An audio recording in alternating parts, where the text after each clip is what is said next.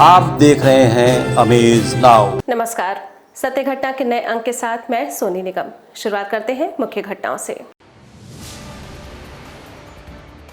Ukraine से लौटे medical छात्रों को लखनऊ बुलाकर सीएम योगी आदित्यनाथ ने की मुलाकात। मतगणना के मद्देनजर स्ट्रांग रूम पर त्रिस्तरीय सुरक्षा घेरा तैयार, पहले घेरे में पैरामिलिट्री फोर्स की तैनाती। वोटों की गिनती के लिए मतगणना कर्मियों को दिया गया प्रशिक्षण। महानगर के एक किराना स्टोर में शॉर्ट सर्किट से लगी आग, लाखों का सामान हुआ खाक। संतकबीरनगर जिले में गड़बड़ी की आशंका से सहमे विपक्षी पार्टियों द्वारा की जा रही है ईवीएम की रखवाली। और गोरखपुर जनपद के झगहा थाना क्षेत्र में 2 सगे भाई पानी में डूबे। अब सत्य घटना विस्तार। यूक्रेन और रूस के बीच छिड़ा युद्ध अभी थमा नहीं है, लेकिन वहां पर पढ़ाई करने गए तमाम मेडिकल छात्र सकुशल वापस लौट आए हैं। लेकिन अब इन छात्रों और उनके अभिभावकों की समस्याएं अभी कम नहीं हुई हैं। लखनऊ स्थित अपने आवास पर यूक्रेन से लौटे उत्तर प्रदेश के बच्चों से मुख्यमंत्री योगी आदित्यनाथ ने रविवार को मुलाकात की। बीजेपी के प्रदेश अध्यक्ष स्वतंत्र देव सिंह और उप मुख्यमंत्री दिनेश शर्मा भी इस मौके पर मौजूद रहे। समझा जाता है कि इन बच्चों की आगे की पढ़ाई कैसे जारी रहेगी, इतना खर्च करने वाले अभिभावकों के पास अब कुछ बचा भी नहीं है। ऐसे में कोई न कोई विकल्प सरकार को निकालना होगा। संभवतः इन्हीं सब बातों पर कोई खास निर्णय लेने के लिए ये बैठक की गई है।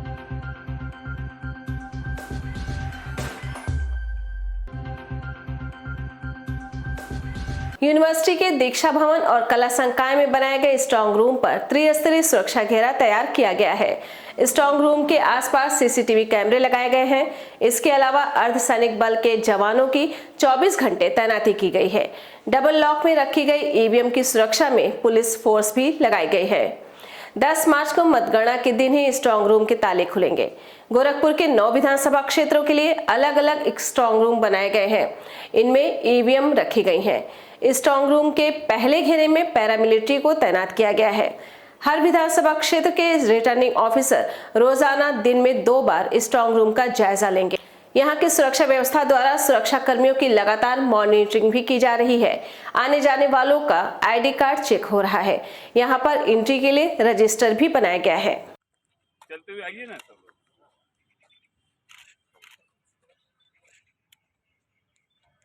सुरक्षा व्यवस्था को लेकर जो हमारे सीसीटीवी और पैरामिलिट्री फोर्सेस उनको तैनात कर दिया गया था। और वो सारी चीज़ें ऑब्जर्वर साहब, आरओ साहब और जिला निर्वाचन अधिकारी की उसमें किया गया है। और ये कंटिन्यू चल रहा है और उसमें जो मॉनिटरिंग है सीसीटीवी द्वारा भी की जाए। सर, ये सुरक्षा कब तक रहेगी? ये सुरक्षा जो आपकी काउंटिंग डे जो है वो तब तक रहेगी। उसके बाद जो इलेक्शन कमीशन की गाइडलाइन है उसके मुताबिक उसको आगे जो ईवीएम से उसको रखा जाए। विधानसभा चुनाव के वोटों की गिनती 10 मार्च को है। इसके लिए योगीराज बाबा गंभीरनाथ प्रेक्षागृह में मतगणना कर्मियों को मास्टर ट्रेनर मनोज कुमार गुप्ता द्वारा प्रशिक्षण दिया गया। इस दौरान उप जिला निर्वाचन अधिकारी राजेश सिंह ने कहा कि मतगणना चुनाव का अत्यंत महत्वपूर्ण चरण है। इसमें पूरी तरह से सावधानी बरतें। मतदान के बाद मतगणना कार्य को सकुशल संपन्न कराने की कवायद तेज हो गई है। रविवार को योगीराज बाबा गंभीरनाथ प्रेक्षागृह में पर्यवेक्षक और मतगणना सहायकों को प्रशिक्षण दिया गया। हम इस मैसेज को आपके मोबाइल पर नहीं भेज सकते। मैं आ रहा होगा अभी वो पोस्टल बैलेट आपके काउंटिंग। आज बाबा योगी बाबा गंभीरनाथ प्रेक्षागृह में हमारे जो मतगणना कार्मिक हैं उनका प्रशिक्षण आयोजित किया गया है। सभी 9 विधानसभाओं में जितनी टेबल होंगी उसके विरुद्ध मतगणना कार्मिक नियुक्त किए गए हैं और आज उनका प्रशिक्षण चल रहा है। गोरखपुर में 3 मार्च को 6वें चरण का मतदान सकुशल संपन्न कराने के बाद पुलिस विभाग ने राहत की सांस ली है। रविवार को गोरखपुर पुलिस लाइन में एसएसपी विपिन तांडा ने एक कार्यक्रम के तहत अधिकारियों और जवानों का हौसला बढ़ाया। इस संबंध में एसएसपी विपिन तांडा ने कहा कि सभी के सहयोग से ये मतदान का कार्य सकुशल संपन्न हुआ।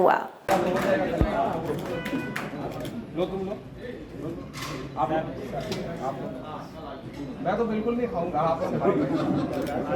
आज इलेक्शन के पश्चात पूरी इलेक्शन टीम और जनपद के पुलिस अधिकारियों के साथ ये गोष्ठी आयोजित की गई, जिसमें कि सभी को प्रशस्ति पत्र वितरित किए गए और उन्होंने जो अच्छा कार्य किया, सकुशल शांतिपूर्वक चुनाव संपन्न करवाया, इसके लिए उनको बधाई दी गई। निषाद पार्टी के राष्ट्रीय अध्यक्ष डॉक्टर संजय निषाद ने छठवें चरण का मतदान सकुशल संपन्न होने पर सभी का आभार व्यक्त किया। उन्होंने कहा कि 7वें चरण के मतदान के बाद बीजेपी अपने गठबंधन के साथ 300 सीट जीत रही है। उन्होंने कहा कि सरकार बनने के बाद उनका अपने समाज के लिए प्रयास जारी रहेगा। भारतीय जनता पार्टी, निषाद पार्टी और अपना दल मिलकर हम लोग 300 पार जीतेंगे और ऐतिहासिक जीत हो रही। जिस तरीके से हम जहाँ जहाँ गए हैं 1-2 सीटें छोड़कर हर जगह। अच्छा, सीट हमारी सरकार बन जाती है भारतीय जनता पार्टी की, तो आप डिप्टी सीएम बनने की तैयारी में हैं? देखिए, हम लोग की तैयारी है कि जो बची खुची जनता है, जिसे सम्मान नहीं मिला है, रोटी कपड़ा और मकान नहीं मिला है, जिनकी 2 जून की रोटी छीनी गई है, उसे वापस हो जाए, ये हम लोगों का पद प्रतिष्ठा है। और भारतीय जनता पार्टी निश्चित रूप से, भारतीय जनता पार्टी जो राजनीतिक दल अपने पार्टी की भागीदारी नहीं सुनिश्चित करा सकता, तो अपने समाज की हिस्सेदारी कैसे दिला सकता है। और भारतीय जनता पार्टी है, चाय वाले के बेटे को प्रधानमंत्री बना सकती है, तो डॉक्टर संजय को जो भी जिम्मेदारी देगी उसे हम पूरा निर्वहन करेंगे। रामगढ़ ताल थाना क्षेत्र के रुस्तमपुर आजाद चौक स्थित एक किराना स्टोर में शॉर्ट सर्किट से आग लग गई। आग लगने से करीब लाखों का सामान जलकर राख हुआ। सुबह 7 बजे के करीब रुस्तमपुर के आजाद चौक स्थित रामविलास किराना स्टोर में शॉर्ट सर्किट से आग लग गई। आग लगने की घटना के बाद मौके पर पहुंची फायर ब्रिगेड की टीम ने किसी तरह आग पर काबू पाया। आग लगने से इलेक्ट्रॉनिक उपकरण सहित किराने के सामान जलकर राख हो गए। वहीं दुकान के मालिक संदीप गुप्ता ने बताया कि आज सुबह जब हम लोगों ने दुकान का शटर खोला तो पूरी दुकान धुएं और आग के लपेटे में दिखाई दिया, जिसके बाद हमने तत्काल फायर ब्रिगेड टीम को सूचित किया। मौके पर पहुंची फायर ब्रिगेड की टीम ने आग पर काबू पाया। हमारा लाखों का सामान जलकर राख हो गया है। बताया जा रहा है कि ये आग शॉर्ट सर्किट से लगी है। कैमरा सब जल गया होगा। पूरा कैमरा, डीवीआर, दोनों एसी, 2 लैपटॉप पार था। दुकान श्री रामविलास किराना स्टोर के नाम से थी, जो आजाद चौक में है। सुबेरे जब पिताजी दुकान खोलने आए तो उस समय पता, जैसे वो शटर उठाया तो उनको बिल्कुल वो नहीं लगा, भनक नहीं लगा कि आग लगी थी। जैसे शटर उठा शीशा खोले, दरवाज़ा इधर आप देख सकते हैं, शीशा दरवाज़ा लगा है, जैसे खोले तैसे पूरा भभक के आग निकल गया। तो हम लोग हड़बड़ाते हुए बिना किसी को सूचना दिए पहले आग बुझाने की कोशिश किए। फिर उसके बाद फायर ब्रिगेड को बुलाया गया। फिर मतलब फायर ब्रिगेड आई तो कितने घंटे में आग बुझा?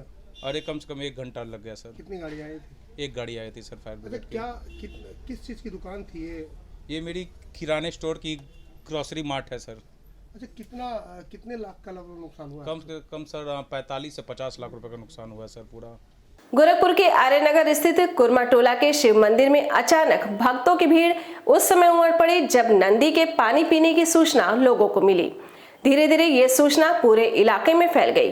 फिर क्या था, महिला हो या पुरुष, सभी मंदिर में कटोरी में पानी और चम्मच लेकर पहुंच गए और संगमरमर की नंदी की प्रतिमा को पानी पिलाना शुरू कर दिया और घंटा घड़ियाल से पूरा मंदिर गुंजायमान हो गया। इस संबंध में इलाकाई लोगों का क्या कहना है, आप भी सुनिए। देखिए नंदी देखिए, देख रहे ना, पानी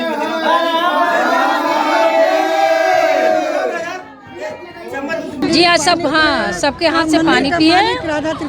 हाँ, और सभी लोग पिलाए हैं। पहले अग्रवाल लोग पिलाई हैं, उनका पानी पिए हैं। उसके बाद सब परिवार, बच्चे। आप लोगों को कहाँ से मिली? एक वो आया था मोबाइल पे, लखनऊ से आया था, वही सब लोग पिलाई। यही पी रहे हैं, बाकी यही पी रहे हैं। उसके बाद इनरव्हील क्लब गोरखपुर होराइजन द्वारा बैंक रोड स्थित एक मैरिज हॉल में फागुनी हाट का आयोजन किया गया। मेले के दौरान विभिन्न प्रकार के स्टॉल लगाए गए, जिसमें बड़ी संख्या में लोगों ने खरीदारी की। इस संबंध में संस्था के अध्यक्ष अल्पना जैन ने कहा कि इस मेले से हुई आय को विकलांग कल्याण में लगाया जाएगा।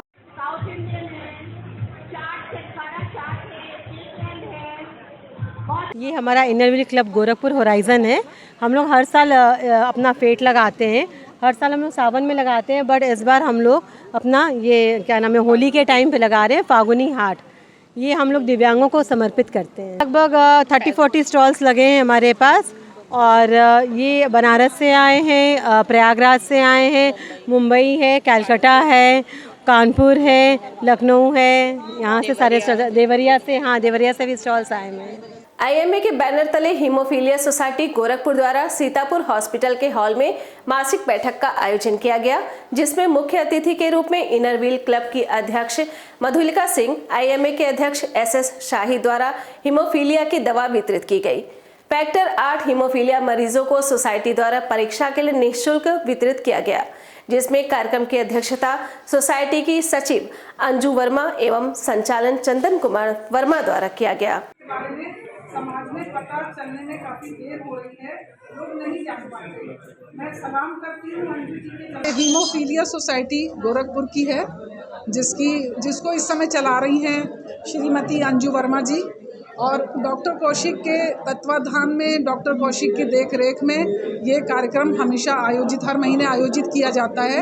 यहाँ पे हीमोफीलिया से ग्रसित बच्चों के लिए इलाज करते हैं, उनके लिए जो भी ज़रूरत है उनकी वो यहाँ पे पूरी करते हैं, और उनको आगे कैसी सावधानियाँ रखनी है, उनकी लाइफस्टाइल क्या होनी चाहिए, ये सब उनको यहाँ पे बताइए। एक तरह की कार्यशाला है। सिद्धार्थनगर जिले की एसओजी सर्विलांस और त्रिलोकपुर थाने की पुलिस ने संयुक्त अभियान में 4 शातिर चोरों को पकड़ने में सफलता हासिल की है। इनके पास से पुलिस ने 12 चोरी की मोटरसाइकिल भी बरामद किया है। पकड़ में आए चारों चोर त्रिलोकपुर थाना क्षेत्र के निवासी हैं। वाहन चेकिंग के दौरान पुलिस के सामने आए पंकज गुप्ता और रमन सैनी से कड़ाई से पूछताछ की गई, तो दोनों ने मोटरसाइकिल चोरी करने वाले गैंग का सदस्य होने का खुलासा किया। बाद में पुलिस ने इनकी निशानदेही पर इनके 2 अन्य साथी दिनेश सैनी और लियाकत को भी गिरफ्तार किया और इनके कब्जे से 12 चोरी की मोटरसाइकिल और एक देसी तमंचा कारतूस के साथ बरामद किया। इस बारे में पुलिस अधीक्षक यशवीर सिंह ने बताया कि पकड़े गए अभियुक्त इन चोरी की मोटरसाइकिलों को नेपाल में ले जाकर बेच देते थे।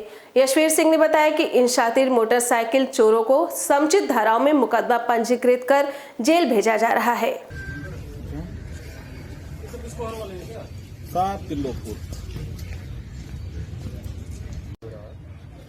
देखिए, थाना त्रिलोकपुर और एसओजी की टीम ने एक गैंग को पकड़ा है जिसमें 4 सदस्य हैं।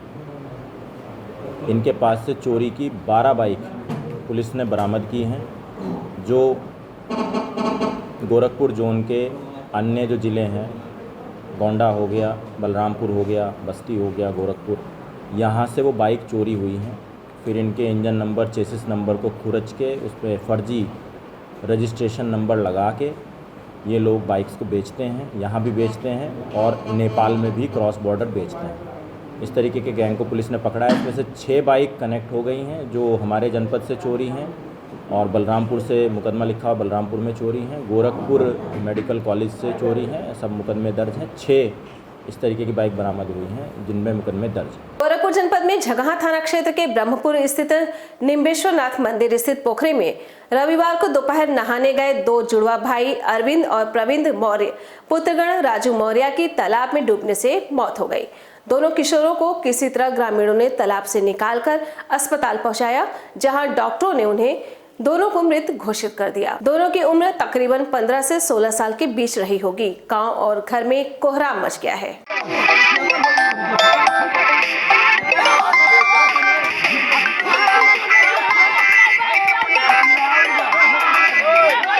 यूपी के संत कबीरनगर जिले में राजनीतिक दलों के लोगों ने बीजेपी पार्टी पर चुनाव हारने का आरोप लगाते हुए ईवीएम में गड़बड़ी कराने की बात को लेकर अब खुद ही ईवीएम की रखवाली में पहरा देना शुरू कर दिया है। स्ट्रांग रूम में ईवीएम के रखे जाने के बाद से ही राजनीतिक दलों के लोगों ने खलीलाबाद हीरालाल रामनिवास स्नातकोत्तर महाविद्यालय पर 3 मार्च से ही ईवीएम मशीन की रखवाली में पहरा देना शुरू कर दिया है।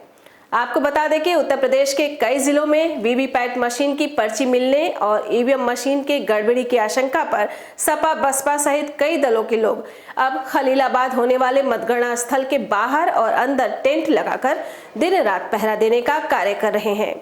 मेहंदावल सपा प्रत्याशी जयराम ने सरकार पर आरोप लगाते हुए पहरा देना शुरू कर दिया है।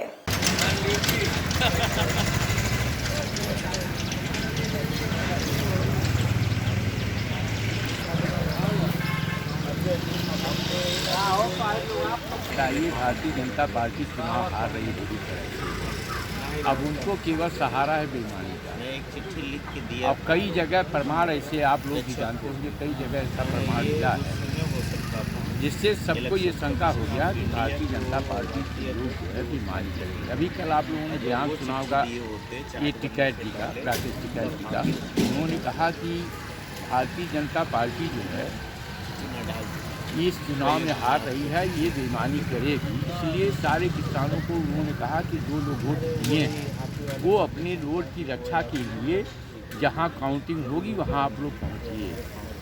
तो अगर किसी को शंका न होता, इसके पहले तो हम लोग डेरा नहीं डालते थे, आज डेरा डालने का कारण केवल भारतीय जनता पार्टी है। सत्य घटना के आज के अंक में बस इतना ही। तेज सटीक और ताज़ी घटनाओं को जानने के लिए जुड़े रहें अमेज नाउ के फेसबुक पेज, यूट्यूब चैनल और वेब पोर्टल से। नमस्कार।